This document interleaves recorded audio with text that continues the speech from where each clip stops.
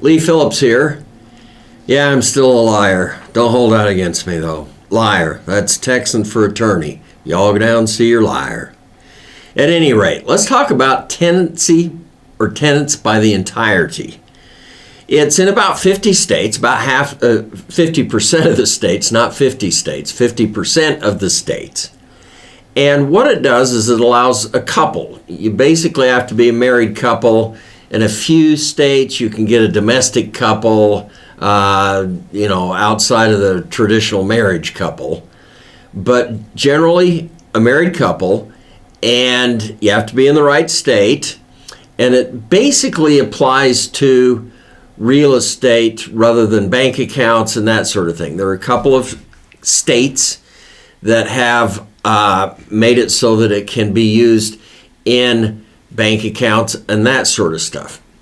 What tenancy by the entirety does is it combines the couple into one legal unit.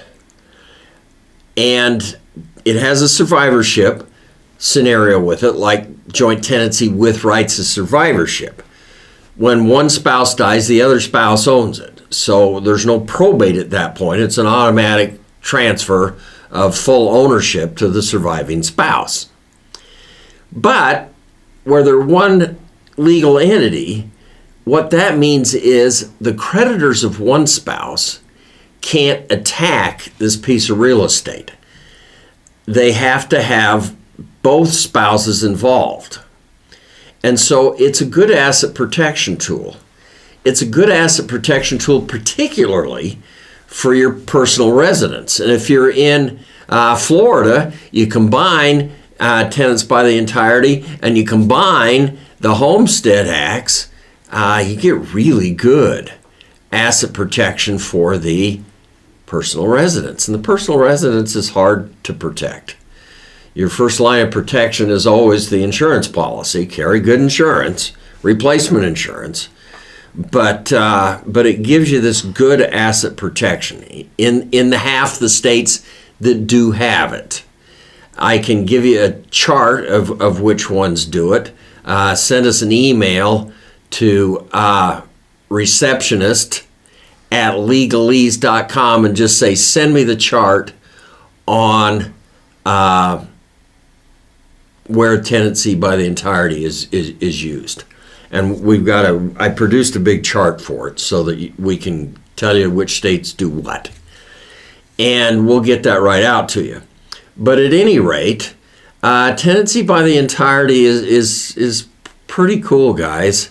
If you're in a state, use it for your personal residence. Now, there's wait a minute, problem. And that is, there's an automatic transfer to the surviving spouse when one of the two spouses dies. What happens when the second spouse dies? Well, there isn't any other transfer at that point. You're into probate. So you're going to have to do two things.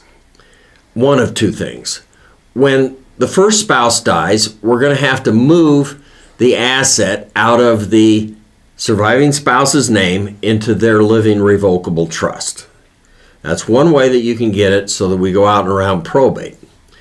The other thing you can do is have the surviving spouse at that point make out a new deed with a TOD, a transfer on death. And I would transfer it to the living revocable trust again. If you transfer it to people, and I've got a TOD video out, if you transfer it to people and one of them dies, you're in trouble at that point. So set up the living trust. You need a living trust even if you have your house in tenancy by the entirety. And you can't put it into the living trust and have it be tenants by the entirety. So you have to pay attention when the second spouse dies. We got to have something done. If both spouses die at the same time, you've got a problem and you could be into probate. Try and get a TOD or transfer on death added to the tenancy by the entirety. I don't think they're going to do that in most states, but you could try. And then have when the one spouse dies, move it to the living revocable trust, or at least make out a new deed with the transfer on death and have the transfer on death go to the living revocable trust. You got to have a trust anyway, guys, because the tenancy by the entirety, TODs, they don't work for everything. PODs, use trusts. They're pretty cool. Now, don't forget to subscribe and all of that sort of garbage, and pick up my free ebook on how to use a trust.